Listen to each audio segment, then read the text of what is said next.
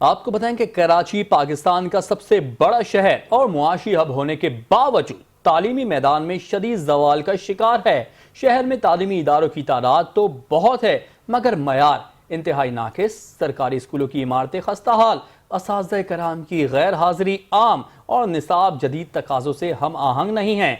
शाहिद अहमद शेख की इस रिपोर्ट में जानते हैं।